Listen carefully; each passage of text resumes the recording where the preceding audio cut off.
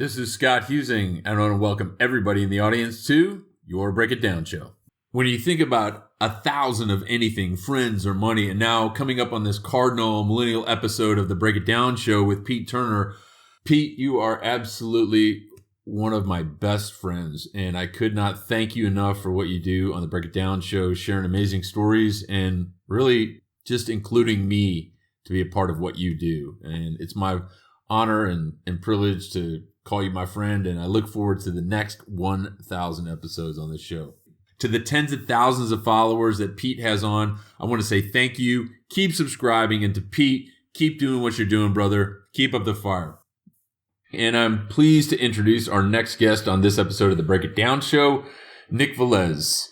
He and I fought together. We served together in the Marines, and now Nick has grown to be one of the most successful Marines and entrepreneurs. He's not only the president of SaveTheBrave.org that we're both a part of, he's also a very successful business owner. He owns Bastards American Canteen in Downey, California in Temecula, affectionately named after our magnificent Bastard Battalion, 2nd Battalion, 4th Marines. Nick has continued to serve his community. He continues to serve the veterans that we fought alongside, and I couldn't be more proud of him. And please, listen in and learn how it's done here on the Break It Down show. Lions Rock Productions. This is Jay Moore. This is Greg Crew. This is Bryce Vine. This is Dexter from The Offspring. This is Nathan This East. is Sebastian Younger. This is Daryl This is Stuart Copeland. This is Mick Gillette. This is Andy Summit. This is Dr. Bob Greenberg. This is Gabby Reese. This is Rob Bell. Hey, this is John Leon Guerrero. Hey, and this is Pete A. Turner. This is Scott Huesing, and I want to welcome everyone to your Break It Down show.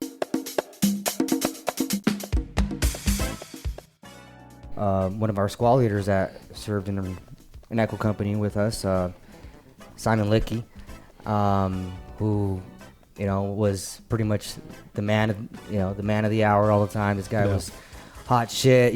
This guy you would never think that was going through problems or going through anything, right? You just think he's the toughest guy in the block, but those toughest guys, sometimes deal with those demons, even after the war, and unfortunately he lost the battle, to suicide, and and when that happened, that really kind of hit me hard and made me want to just make just change that. In the Marine Corps we say we take care of our own. We always preach about taking care of our own, but do we really take care of our own? Do we really do that when we get out?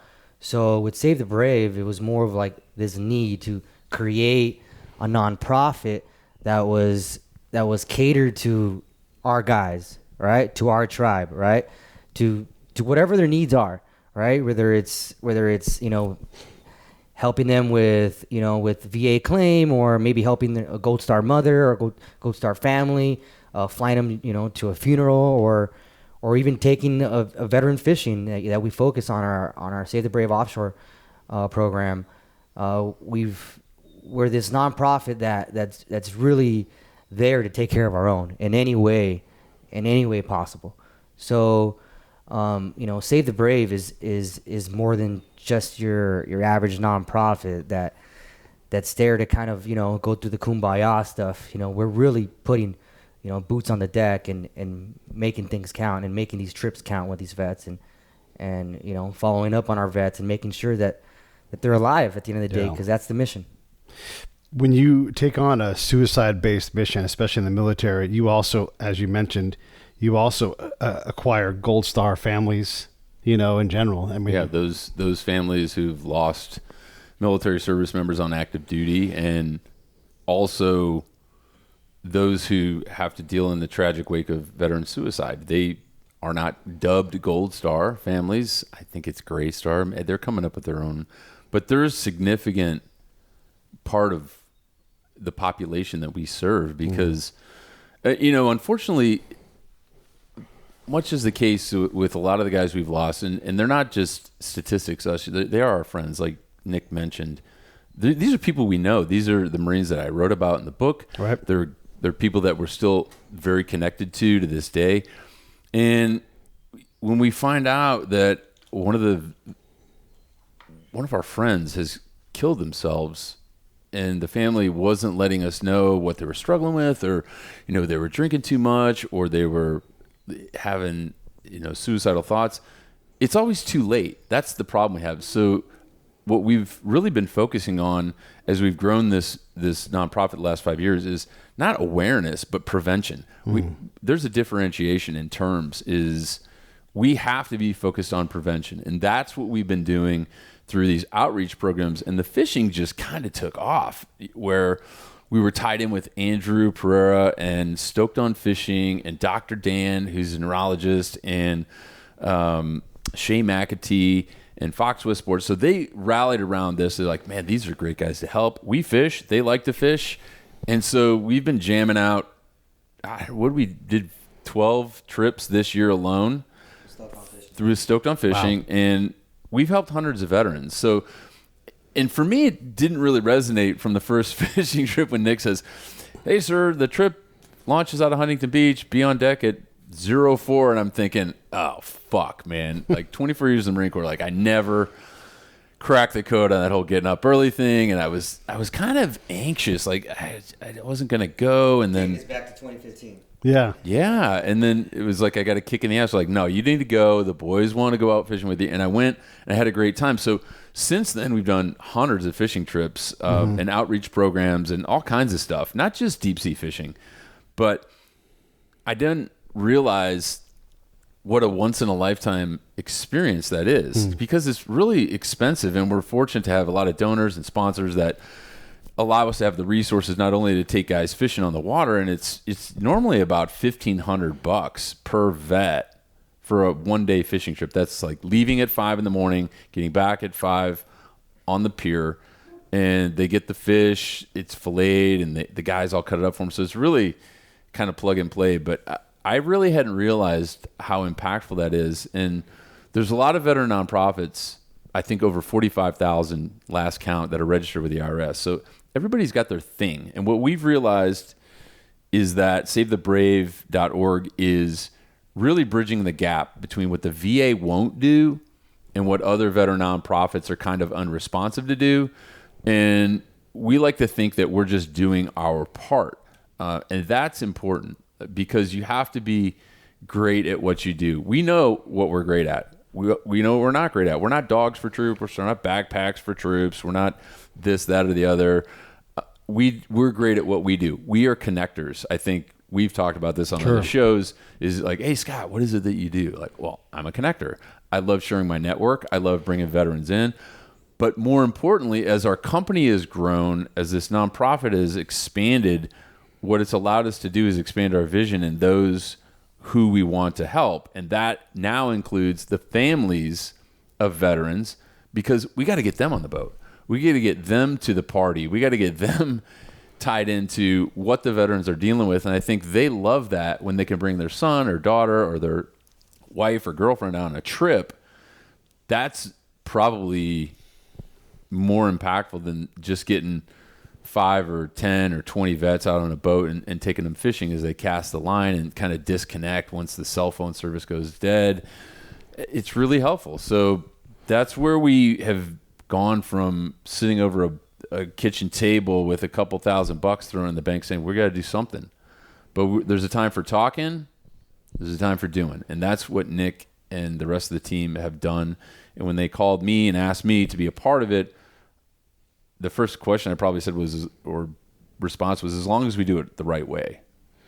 And before the show, Nick, who is opening a restaurant here in Temecula, California, Bastards Canteen in Temecula, we said, well, he asked me a great question. What was it? What was the question? Oh, what was it? You know the question.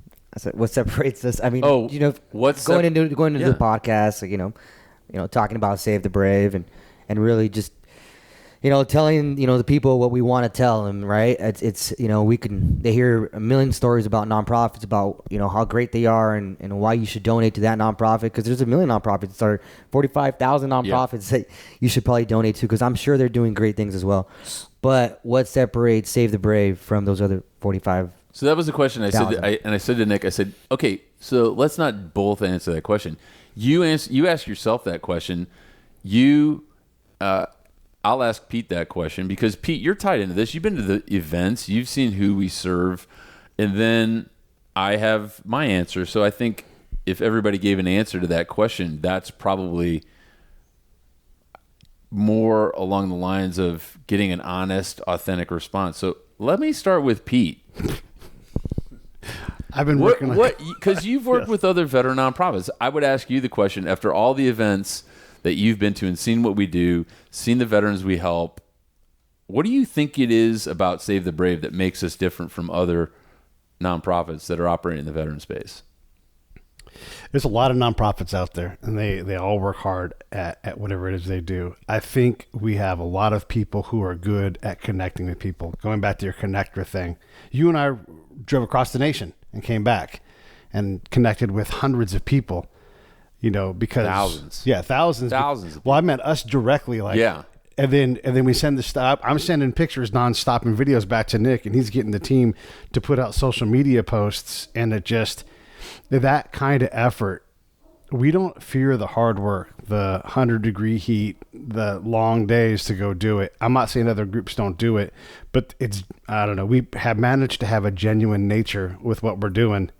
And I think that's partly what it is. And we also ask, we connect to people that have a desire to give, and we say, here's what we need, time, money, attention. If you have an old hunk of land, if you have an old boat, we have something, we will put it to work and make a difference. It's not just we turned on the light and said we're a charity, donate. We're out there actively partnering with people, finding people that want to donate time and attention. And I think there's a difference in that. What did you come up with for an answer to that question? Why is Save the Brave different? It's a simple fact that when vets need our help, we're there, regardless of how hot it is, how high it is, how low it is, or whatever it takes. Maybe sometimes it's not even part of our mission. Just like in the Marine Corps, sometimes you're especially being in the infantry, you get a mission and you're out in the mission, and then shit happens. And now you have a frago for another mission that just popped up out of nowhere, and you got to now you got to make sure you take care of that before you move on to the next part of the mission. So that's kind of like what Save the Brave is we're very mission orientated, and we are not afraid of getting into a fight. We're not afraid of getting into to help any vet in whatever situation he's in. And that's the beautiful thing about Save the Brave, is that we're very, in the Marine Corps we say semper gumby, and we're very flexible. And I love that. Sometimes the bigger organizations can't do that. They have to, there's very strict bylaws that they have to abide by, which is fine and it's great. However, we're also people, and we're also understand that sometimes there's that gray area. There's no mission. There's no one out there to help you. So we have to bridge that gap. And I think we've done a pretty good job at that. I want to ask you the same question. Yeah. Well, in one word, I would say caring. And I'm not saying that other veteran nonprofits don't care, but all of the people that are in this organization care. And people have heard me say it 1,000 times. I could teach people to do a lot of things. And this is not hyperbole. I believe this. I could teach Nick how to shoot faster or how to run faster, but I can never teach people how to care. And everyone that we're surrounded with in this organization cares, because our goal at the end of the day is, much like everything we do, is to really help people that can't help themselves, or people that are struggling with the battles of post-traumatic stress.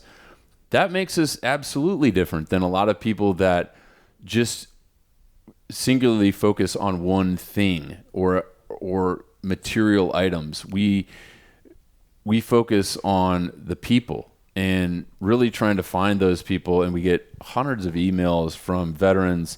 They blindly send us a copy of their DD-214, which is your discharge certificate in the military, saying like, look, I served, I was in combat, or even if I wasn't in combat, you don't have to be in combat to be dealing with some of these things. You can have trauma in other areas of your life, and that's what we do. That's what makes us different, is we truly care. We always want to stay connected to the individual that is dealing with these issues and really make a difference in their life. And there's plenty of nonprofits that measure success through metrics, either medically or administratively, or the number of people they serve. Our greatest testimonials come from those we serve. And that's really our metric of success, I think, is when we get an email or a text message or something from a guy that we took out on a boat or we're at an event, they say, oh man, I got my job back. Or, that was really, in a word, transformational, that we pulled them out of that place they were in and just plugged them back into this network of people who care.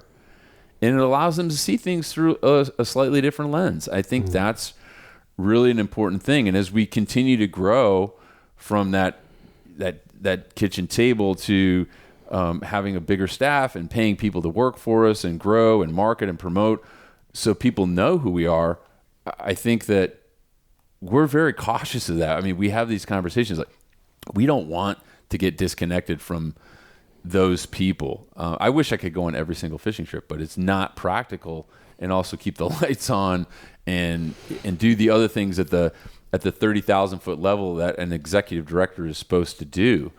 I think that making that difference in people's lives, though, is really what sustains us as well to keep doing what we're doing.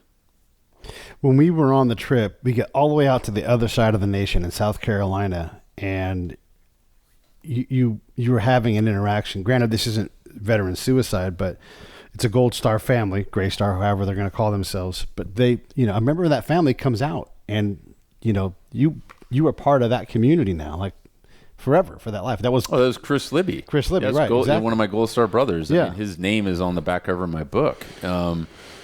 He just shows up. I mean, we've been there since his brother Dustin was killed in Ramadi, and that the brotherhood's always there. The brotherhood's always going to be there. Yeah. And it's with Gold Star families, it's always there. And, and again, going back to like what separates Save the Brave from other nonprofit organizations is that if any vets are out there watching this and want to go on a fishing trip, or maybe you say, hey, I don't want to go on a fishing trip, but I want to go on a hunting trip, or I want to just get away and this is what I want to do, DM us at savethebrave.org. Email us at info@savethebrave.org and just send us your ideas, and we'll see how we can connect you. If we can't help you, there's another nonprofit out there that can. And again, we understand that the overall mission is to keep you alive, keep you happy, keep you sane, keep your families happy. And that's our goal. So in whatever way we can do it, whether it's Save the Brave helping you or another nonprofit that we know that we can trust and say, hey, you're in good hands here. And we don't mind doing that because, again, overall, that's the bigger mission. You said DM. Don't be afraid to DM if you're not a veteran too. Like if someone in your life, you're worried about them and you want them to get reached out to, because a lot of times we can't reach out anymore, And it's also okay to help someone who's not at the end of the rope. Like they're on the rope. We're all on the rope at some point. You don't have to wait until they're hanging on by their last, little bit of life. It's okay to say, hey, I built this thing. You're going to go down to San Diego and go fishing on a boat, or LA and go fishing on a boat. It's okay to do that. So reach out for those that you love that are military folks that you think could use extra help, and we'll do our job to help them. And that's why you donate and kick money in, is because we're going to resource that level of help and hopefully get that person over a hump. Because, a lot of times these problems that we have are small problems, whether it's a tiny financial problem, it's just you need a reset. You need to be of service to someone, right? Like we all want to be of service to somebody. And again, we can't do this without the help of our sponsors, our donors. We are 100% volunteer, 100% donation-based nonprofit organization. So what does that mean? It means that we solely rely on you guys. We rely on you guys to be able to raise funds or donations, and then help our vets, help other vets that are really struggling and going through what they're going through. They're going through the hard times, or alcoholism, or whatever addiction, or whatever they're going through.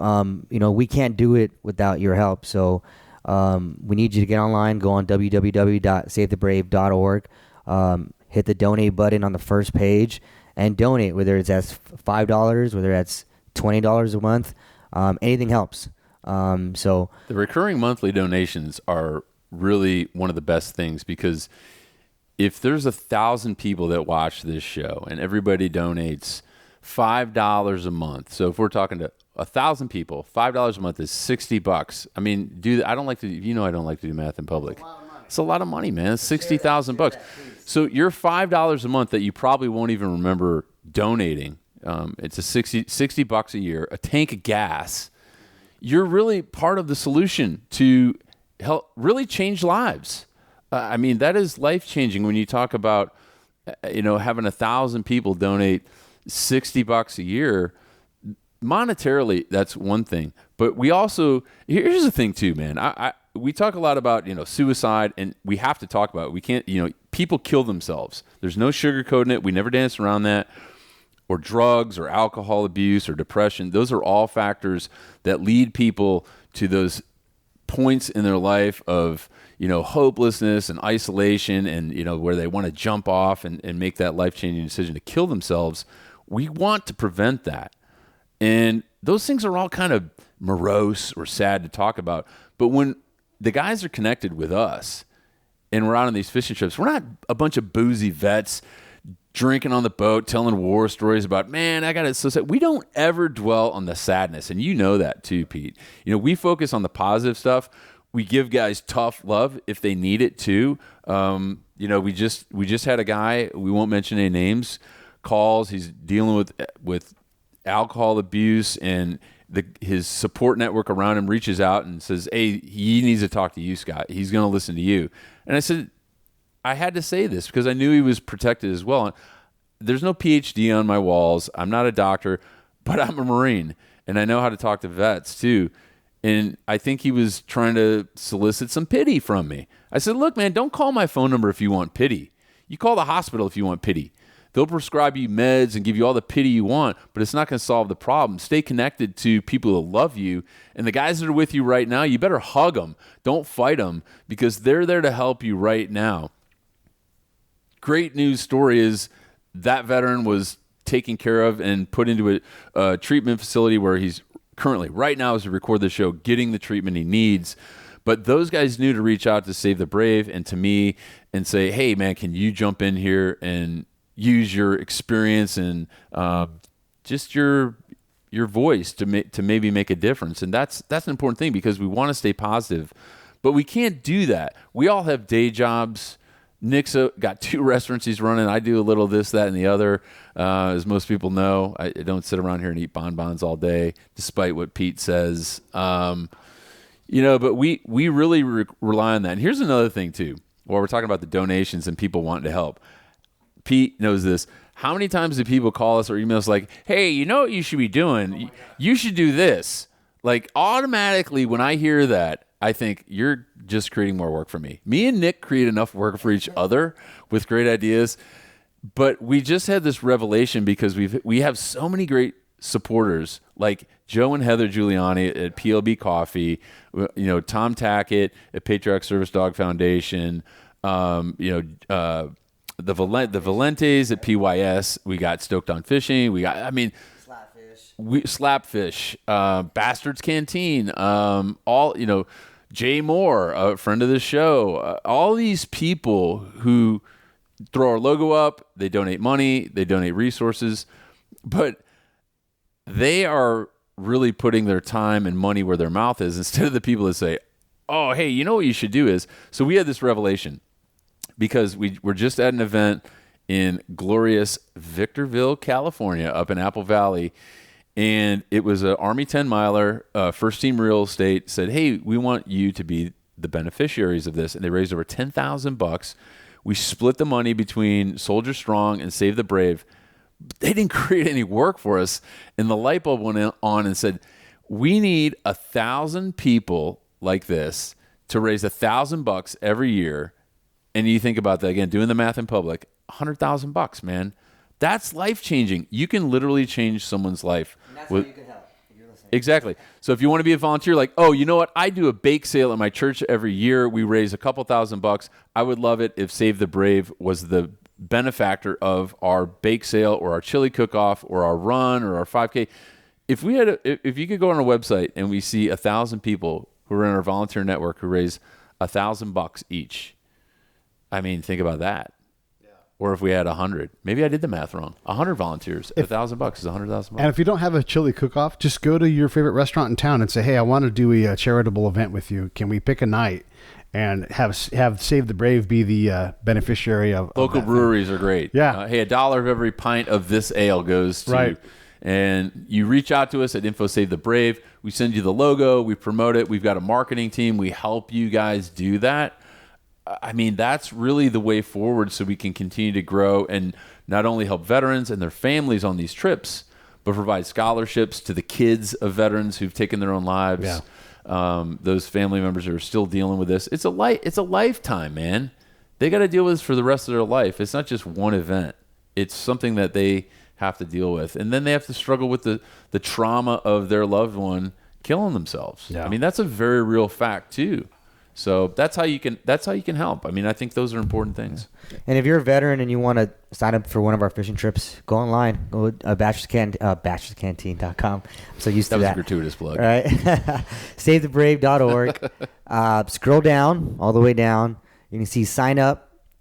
Just sign up. If you're not a vet and you want to volunteer, you can scroll down as well there where it says DD214. Just skip that part and sign up. Sign in your information. Just hit volunteer in there, and we'll contact you, and we'll let you know how you can help or any upcoming events coming up. We actually have a Marine Corps Birthday Veterans Day event coming up here in beautiful city of Temecula. November 10th. It'll be at, Akash Winery. Yeah. is where we're planning on hosting it. So it'll be the 245th Marine Corps Birthday Ball and Veterans Day celebration at Akash Winery, hosted by Bastards Canteen, benefiting SaveTheBrave.org. And we're going to have DJ, we're going to have food. It's going to be, there's great Temecula Valley wine. Our friends at Akash Winery love the idea. They want to help veterans. There's just COVID friendly. COVID friendly, absolutely. Social distancing will apply, but it's going to be a great event.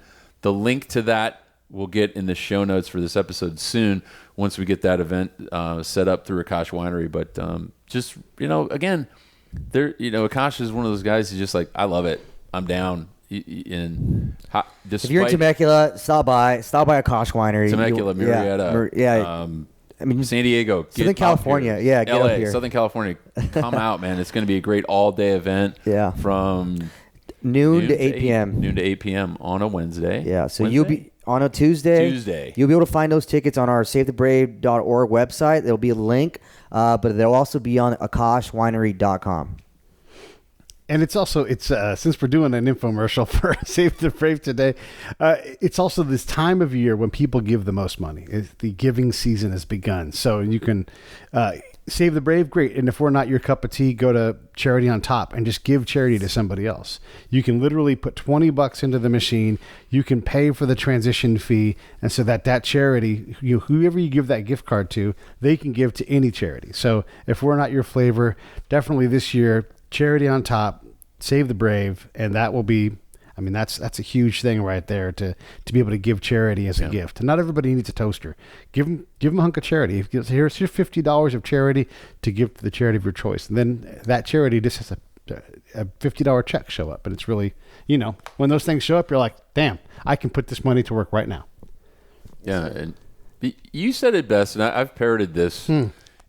Pete said, charity is not supposed to be easy. It's supposed to be hard. And I don't know if you quote, that's original, but it's prophetic in the sense that it's something that I continue to share with the people that it should be hard. Yeah. It should feel hard to reach in your pocket and that money you were going to spend on whatever, food or entertainment, and to give it to an organization that you really know little about, but they care. That should be hard. It should be hard to get up at 4:00 in the morning and drive to Apple Valley and stand there for a day of your life because you know that in the end it's going to help someone. I mean, that giving of your time and of yourself, those things should be hard. You should be conflicted, and that was really something important. Charity's not supposed to be easy. Yeah, if the problem you were trying to solve was easy to solve, it would be solved. This requires lean, and we need your help. And the resources piece to it too. This is kind of an infomercial. I mean, I want people that. Yeah. I don't like to label it as an infomercial, but it should be that this is right in front of our nose, and we say we've never done a show dedicated to Save the Brave because the logo's on the website. We've got a ton of supporters and people that have been on the show that support Save the Brave, and we should be doing this. We owe it to ourselves. Like like Pete's driving around with Save the Brave logos plastered all over his truck from the drive, and I think that's important. But how do you make an impact in someone's life? How do you give more of yourself to help others? And I think that the one thing that sustains me is and helps me through transition and doing what I do is if I'm not helping other people, I'm really not helping myself. I firmly believe in that. And I'm always reminded of how important that is in those days where I kind of want to hunker down and just kind of be isolated. I'm forced out of that comfort zone to stay connected to the guys in my tribe, connect with you, connect with Nick, and thousands of other people. And people sometimes just see what they want to see. You go to your computer and they see me traveling all over. They see something and like, oh, it's so exciting you're doing this. I'm like, man, but they don't see everything that goes behind that.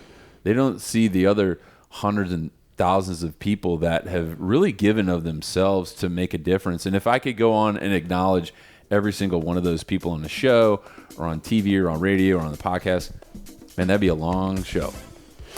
All right, well, we appreciate you guys hanging out with us. It's actually kind of scrambled the show together at the last minute, but thank you all so much for listening. Check out savethebrave.org. Anything else in closing? I just want to say thanks for those that have supported. If you're not supporting, go to savethebrave.org online. Find out more about what we do. Save the Brave.org on Instagram. Hit us up, ask the right questions, and we're here for you.